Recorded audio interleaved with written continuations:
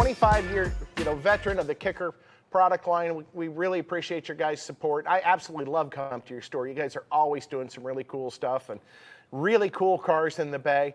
But what really caught my eye, which is why I want to get you guys on here, you're actually got a product that you guys have developed that you're just starting to market. So this is really kind of in its infancy, but it's so cool that I really wanted to make sure we had one on display. Ernie, why don't you go ahead and pull the camera in on this little product here in front of me. Darren, why don't you tell me what we're looking at right here? Yeah, that's a rear door speaker for a 2020 to 2024 Pro XP. Door speaker for a 6.5 inch speaker. And on my table, we have the front door of that same model here with the two I speakers actually have in a it. couple pieces up here in front of me. I got a bunch of pictures that we're going to bring up, and I'll let you talk about those as well.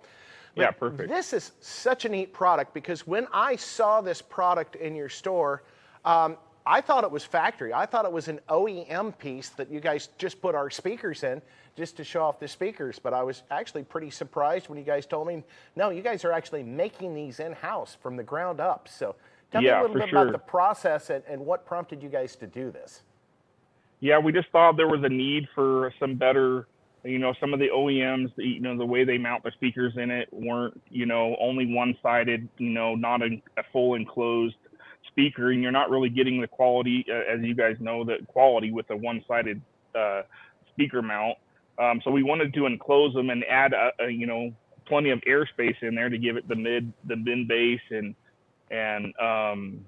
whatnot. So we knew there was a market that we could hit, and so Bill and Zach and I got together and we're like, I have some background in some manufacturing, and we started DBZ less than a year ago, and we were live in March of this year. So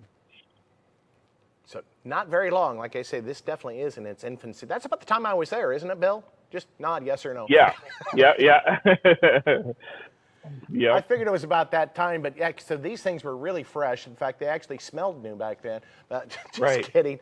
They look absolutely fantastic, and like you said, they are completely enclosed front and back. And I'm not sure if Ernie is going to be able to zoom in on this, but something I can see back here, and I'll try to turn this around just a little bit. This is very interesting on the back of the speaker, and of course we're looking at black on black. Tell me what we're looking at right here. Yeah, that's a fitting that we use. I have one here in my hand with a speaker wire through it. The speaker wire goes through that, and the fitting tightens down on it to make it waterproof. So no water is entering at all. So that's what we like about these systems, is everything is waterproof, and we can.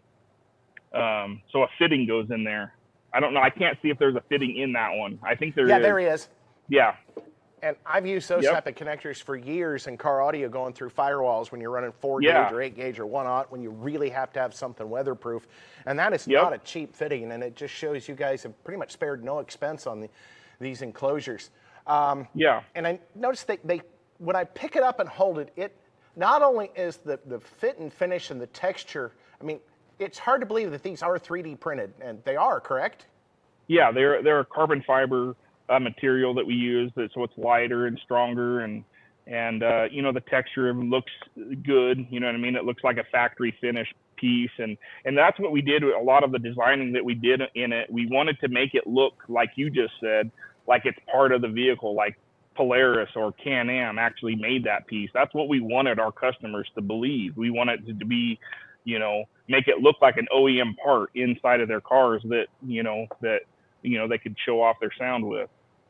Well, I think you definitely nailed that, because when I saw it, I really thought it was an OEM part that you guys just went off, to the dealership and bought them to put our speakers in it just to show them off. So I was impressed I that you went that far just to show them off, and then to find out that you actually made these specifically for those.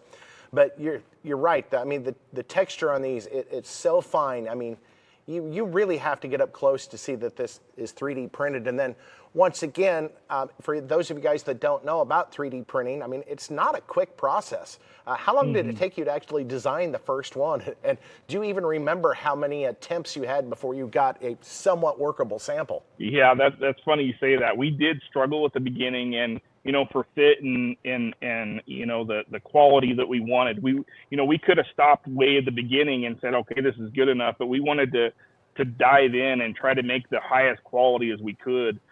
So it took several months. We could have been open last year, but we weren't satisfied with the look and the finish, and we really dialed in the 3D printers and the prop, the material that we use, and it's just a really nice, clean finish that we got on it. But yeah.